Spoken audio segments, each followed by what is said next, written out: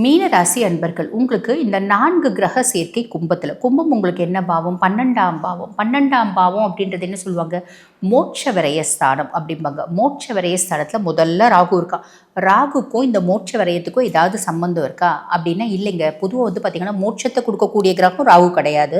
ஆனால் விரயத்தை கொடுக்கக்கூடிய கிரகம் மீனம் வந்து பார்த்தீங்கன்னா ரொம்ப செலவு பண்ணணும் அப்படின்லாம் யோசிக்கக்கூடிய பர்சனாலிட்டிஸ் கிடையாது. பெரும்பாலும் பர்சனாலிட்டிஸ் சுக்கிரன் உச்சமடையக்கூடிய ராசியாக இருக்குது அப்படின்னாலும் அதிகப்படியாக செலவு பண்ணும்போது சுயஜாதகத்தில் ராகு உங்களுக்கு நிஜமாகவே 12ஆம் பாவத்தில் இருக்கான் அப்படின்னா லாவிஷாக ஸ்பெண்ட் பண்ணுறதை பற்றி யோசிப்பாங்க. இல்லைன்னா பெரிய லெவலில் அவங்க ஸ்பெண்ட் பண்ண மாட்டாங்க. மெஜாரிட்டி ஆஃப் மீன் வந்து பார்த்திங்கன்னா சூரியனாட வரக்கூடிய காம்ப்ளிகேஷன்ஸ் வந்து பார்த்திங்கன்னா மார்ச் மாதம் 15ஆம் தேதி வரைக்கும் கவர்மெண்ட் ஃபைனு, அப்பாவுக்கு ஹெல்த் இஷ்யூஸ், அப்பானால நம்மளுக்கு கொஞ்சம் விரையும் செலவு அப்படின்றது வரதுக்கு வாய்ப்பு உண்டு.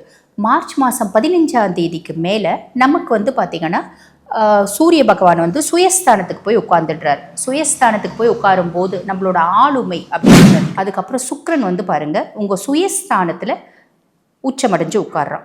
பொதுவாக மீனத்தில் சுக்கிரன் உச்சமடையக்கூடிய வீடு சுயஸ்தானத்தில் உச்சம். நிறைய மீனராசி அன்பர்களுக்கு இந்த காலகட்டம் தோணும், நான் என்னோட அவுட்லுக்கை மாற்றிக்கணும், எனக்கு எதெல்லாம் வேணும், எந்ததெல்லாம் என்னோட கம்ஃபர்ட்னு ஆசைப்படுறேன் அத்தனையும் நான் செய்வேன். ரொம்ப சிம்பிள்.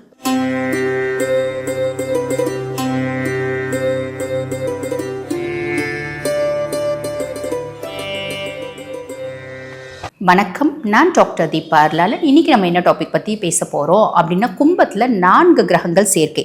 அந்த 4 கிரகங்கள் என்னென்ன கிரகங்கள் அப்படின்போது ராகு, சூரியன், செவ்வாய், புதன். இந்த 4 கிரகங்களும் ஒவ்வொரு ராசிக்கும் ஒவ்வொரு விதமான நற்பலன்கள் அப்படின்றத கொடுக்க தான் போகிறாங்க. அதில் எந்த விதமான சந்தேகமும் இல்லை. ஆப்வியஸ்லி ஒரு இடத்துல ஒரு கிரகங்கள் உட்கார்ந்து நற்பலன்கள் கொடுக்குறாங்க அப்படின்னா கண்டிப்பாக இவ்வளோண்டாவது தீய பலன்கள் அப்படின்றது இருக்க தான் செய்யும்.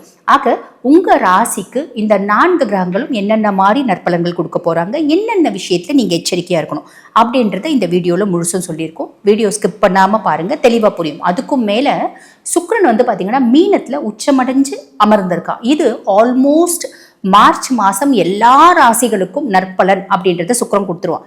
காரணம் என்ன அப்படின்னா சுக்கிரன் அதிர்ஷ்ட கிரகம், கண்டிப்பாக ஏதோ ஒரு விதத்தில் அதிர்ஷ்டம் அப்படின்றத கொடுத்துருவோம். ஆக உங்கள் ராசிக்கு என்ன மாதிரி அதிர்ஷ்டத்தை கொடுக்க போகிறா, எந்த அளவுக்கு அதிர்ஷ்டத்தை கொடுக்க போகிறா. ஒரு சிலர் வந்து பாருங்கள் பெரிய லெவலில் பெருத்த அதிர்ஷ்டம் அப்படின்றது வரும், ஒரு சிலருக்கு சின்ன அளவிலாவது அதிர்ஷ்டம் அப்படின்றது வரும். ஆக உங்கள் ராசிக்கு என்னென்ன மாதிரி அதிர்ஷ்டத்தை கொடுக்க போகிறா அப்படின்றத நேரம் வீண் பண்ணாமல் சட்டுன்னு பார்த்துடலாம் வாங்க. மீன ராசி அன்பர்கள் உங்களுக்கு இந்த 4 கிரக சேர்க்கை கும்பத்தில் கும்பம் உங்களுக்கு என்ன பாவம்? 12ஆம் பாவம். 12ஆம் பாவம் அப்படின்றது என்ன சொல்லுவாங்க? மோட்ச விரயஸ்தானம் அப்படிம்பாங்க. மோட்ச விரயஸ்தானத்தில் முதல்ல ராகு இருக்கா. ராகுக்கும் இந்த மோட்ச விரயத்துக்கும் ஏதாவது சம்பந்தம் இருக்கா அப்படின்னா இல்லைங்க. பொதுவாக வந்து பார்த்திங்கன்னா மோட்சத்தை கொடுக்கக்கூடிய கிரகம் ராகு கிடையாது. ஆனால் விரயத்தை கொடுக்கக்கூடிய கிரகம் ராகு. விரயம் அப்படின்னும் போது லாவிஷ் எக்ஸ்பென்சஸ்.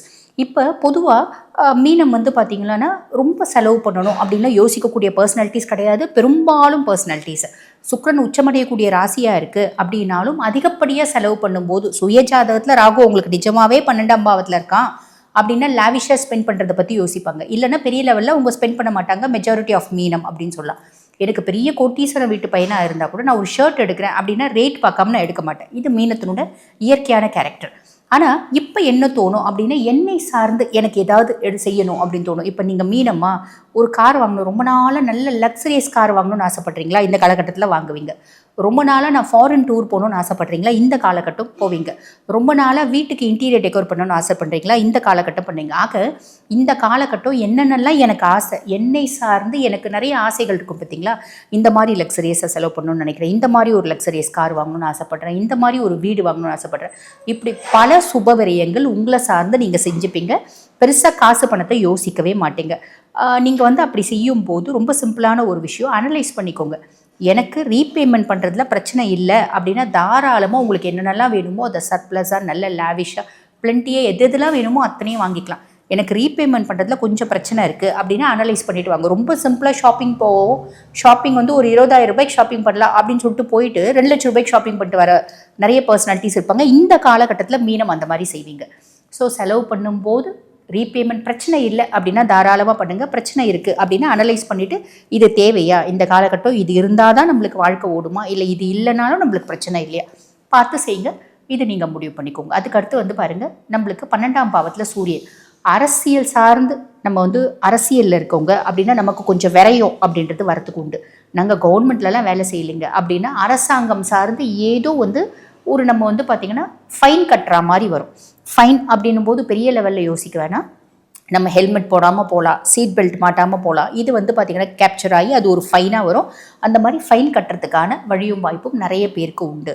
ஸோ நம்ம போகும்போதே எல்லா பேப்பர்ஸ் எல்லாமே கரெக்டாக எடுத்துகிட்டு போங்க. உங்களுக்கு தந்தை இருக்காரு அப்படின்னா ரொம்ப 80 வயசு மீனம் 70 வயசு மீனம் இதை பற்றி கவலைப்பட வேண்டியதில்லை. ரொம்ப யங்ஸ்டர்ஸு இல்லை மத்தியம வயசு அப்பாவுக்கு உடல் சார்ந்த உபாதைகள் அப்படின்றது வரத்துக்கு வாய்ப்பு உண்டு. புரியுதுங்களா? இது வந்து பார்த்திங்கன்னா மார்ச் மாதம் 15ஆம் தேதி வரைக்கும். மார்ச் மாதம் 15ஆம் தேதிக்கு மேலே இது வந்து பார்த்திங்கன்னா சூரியனாட வரக்கூடிய காம்ப்ளிகேஷன்ஸ் வந்து பார்த்திங்கன்னா மார்ச் மாதம் 15ஆம் தேதி வரைக்கும் கவர்மெண்ட் ஃபைனு, அப்பாவுக்கு ஹெல்த் இஷ்யூஸ், அப்பானால நம்மளுக்கு கொஞ்சம் விரையும் செலவு அப்படின்றது வரத்துக்கு வாய்ப்பு உண்டு. மார்ச் மாதம் 15ஆம் தேதிக்கு மேலே நமக்கு வந்து பார்த்திங்கன்னா சூரிய பகவான் வந்து சுயஸ்தானத்துக்கு போய் உட்காந்துடுறார். சுயஸ்தானத்துக்கு போய் உட்காரும் போது நம்மளோட ஆளுமை அப்படின்றது அதிகரிக்கும், நம்மளோட திறமை அப்படின்றது மேலோங்கும், நம்மளுடைய ஆக்கப்பூர்வமான சிந்தனைகள் அப்படின்றது அதிகரிக்கும். அதனால் நம்ம நிறைய விதத்தில் சாதிக்கலாம், சக்ஸஸ் ஆகலாம் அப்படின்றதும் நம்மளுக்கு ஒரு பெரிய ப்ளஸ் அமையுது. சரி, அதுக்கடுத்து செவ்வாய் வந்து பார்த்திங்கன்னா 12ஆம் பாவத்தில். மீனம் ஆப்வியஸ்லி நிறைய பேர் வந்து பார்த்திங்கன்னா ஒரு ரெஜிஸ்ட்ரேஷன் அப்படின்றது பண்ணுவீங்க. வீடு வாங்கி ரெஜிஸ்டர் பண்ணுறது, கார் வாங்கி ரெஜிஸ்டர் பண்ணுறது, ஆஃபீஸ்க்குன்னு ஒரு இடம் வாங்கி ரெஜிஸ்டர் பண்ணுறது, இப்படி ஏதோ ஒரு விதத்தில் ஒரு ரெஜிஸ்ட்ரேஷன் அப்படின்றது அமையும். ஸோ அண்ணன் தம்பிங்களுக்கு இடையே சொத்து பிரச்சனை வரத்துக்கு வாய்ப்பு உண்டு. அந்த சொத்து பிரச்சனையில் கோர்ட்டு கேஸு அப்படின்னு போகிறதுக்கும் வாய்ப்பு உண்டு. கோவத்தை குறைச்சிக்கோங்க, மத்தியஸ்தர்களை வச்சு பேசி சமாதானம் பண்ணி குடும்ப சொத்து அப்படின்றத ரெஜிஸ்ட்ரேஷன் கொண்டு வாங்க. குடும்ப சொத்தாக இருக்குது அப்படின்னா கண்டிப்பாக 4 மத்தியஸ்தர்களை வச்சு தான் நீங்கள் வந்து அந்த குடும்ப சொத்தை ப்ராப்பராக வந்து பிரிச்சுக்கணும் அப்படின்றது ஞாபகம் வச்சுக்கோங்க. ஏன்னா 12 செவ்வாய் ஒருத்தவங்க அதிகமாக எடுத்துப்பாங்க, ஒருத்தவங்க கம்மியாக எடுத்துப்பாங்க. அதனால் நம்ம டென்ஷன் ஆகி சண்டை போட்டுக்கிற ஒரு சூழ்நிலையும் உண்டு. ஓகேங்களா? அதே மாதிரி 12ஆம் பாவத்தில் புதன். நான் வந்து பாருங்கள் நல்லா சாப்பிட்றேன், நல்லா தூங்குறேன், வெளிநாட்டுக்கெலாம் போகணுன்னு ஆசைப்பட்டேன், வெளிநாடுலாம் போகிறேன், நல்லா சுற்றுறேன். இதெல்லாம் நான் நிறைய காசு செலவு பண்ணி செய்யறேன்னா இல்லை, என்னோடய புத்திசாலித்தனத்தினால நான் ஃபாரின் டூர்லாம் போயிட்டு வந்துடுறேன். எப்படி என்னோடய ஃப்ரெண்ட்ஸ் எல்லாம் ஃபாரின் டூருக்கு ஒரு டூர் நான் அரேஞ்ச் பண்ணுற வேலையை செஞ்சேன். அவங்க எல்லாம் காசு போட்டாங்க, எனக்கு வந்து பெரிய லெவலில் காசு போடுறதில்ல, நான் ஃப்ரீயாக போய் சுற்றி வந்துட்ட மாதிரி ஆகிப்போச்சு.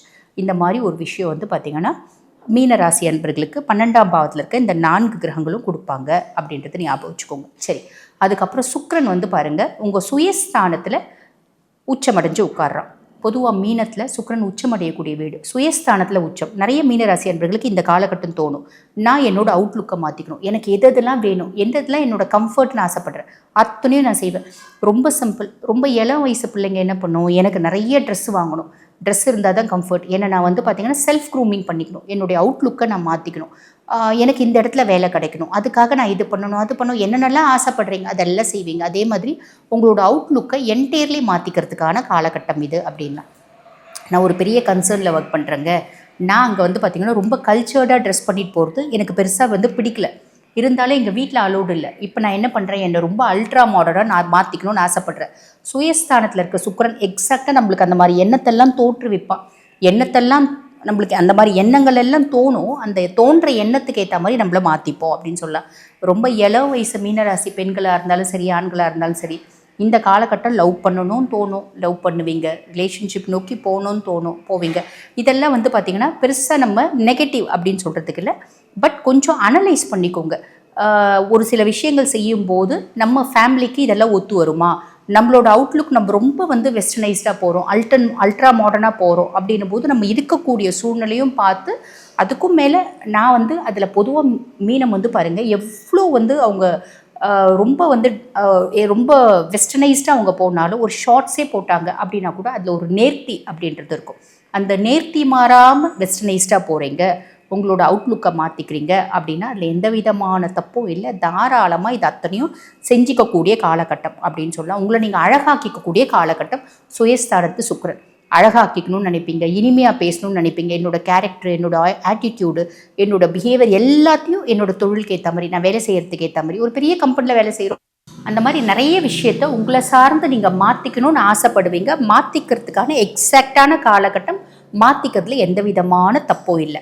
ஆக மீனராசி என்பர்கள் நான் சொன்ன சின்ன சின்ன விஷயத்தில் கவனமாக இருக்கீங்க அப்படின்னா மட்டும் போதுமானது. இந்த மார்ச் மாதம் எக்ஸலண்ட்டாக இருக்கும். ப்ராப்பராக யூட்டிலைஸ் பண்ணிக்கோங்க. வாழ்த்துக்கள். இப்போ உங்கள் ராசிக்கு நான் சொல்லியிருக்க பலன் வந்து பார்த்தீங்கன்னா பொதுவான பலன். இப்போ இது கோச்சார பலன். இப்போ இந்த பதிவை பார்த்துட்டு இருக்கோங்க, கரெக்டு தாம்மா, எங்கள் வாழ்க்கையில் இந்த மாதிரி பிரச்சனைகள் இருக்குது, சொத்து பிரச்சனை இருக்குது, கோர்ட்டில் வந்து பார்த்திங்கன்னா சொத்து இருக்குது, அது எப்போ எங்களுக்கு ஃபேவர் ஆகும் ஜட்ஜ்மெண்ட்டுன்னு யோசிச்சுட்ருக்கோம். மத்தியஸ்தர்களை வச்சு அந்த ப்ராப்பர்ட்டியை வந்து பார்த்திங்கன்னா எங்களுக்கு சார்பாக நம்ம வந்து அதை காசாக்கிடலாமான்னு யோசிக்கிறோம், பண்ணலாமா. குழந்தைங்க ரீதியாக நிறைய பிரச்சனைகள் இருக்குது. பிள்ளைங்க படிக்க மாட்டேங்குது, பிள்ளைங்களோட சேர்க்கை சரியில்லை, அதே மாதிரி பிள்ளைங்களுக்கு நல்ல வரன் அமைய மாட்டேங்குது, வீடு கட்டலான்னு ரொம்ப பிளான் பண்ணிகிட்ருக்கோம், எங்களுக்கு அந்த வீடு கட்டுறதுக்கான பிராப்தமே வந்து பார்த்திங்கன்னா கூடி வரல, குடும்பத்தில் எதுவுமே பெருசாக நல்லதாக இல்லை. அப்போ இது வந்து பார்த்திங்கன்னா பிளானட்ரி பொசிஷன்ஸ் தான் காரணமா இல்லை வேறு ஏதாவது பிரச்சனையா? இப்படி பல கேள்விகளுக்கு வந்து பார்த்திங்கன்னா உங்கள் சுய ஜாதகம் தான் தீர்வு. அந்த மாதிரி உங்கள் சுய ஜாதகத்தை எங்ககிட்ட அனலைஸ் பண்ணிக்கணும் அப்படின்னு விருப்பப்பட்டீங்கன்னா நான் பேசிகிட்டு இருக்கும்போதே என்னோடய வாட்ஸ்அப் நம்பர் டிஸ்பிளேயில் கொடுத்துருப்பாங்க. அந்த நம்பருக்கு கால் பண்ணி அப்பாயின்மெண்ட் ஃபிக்ஸ் பண்ணி என்கிட்ட பேசிக்கலாம். தேங்க்யூ.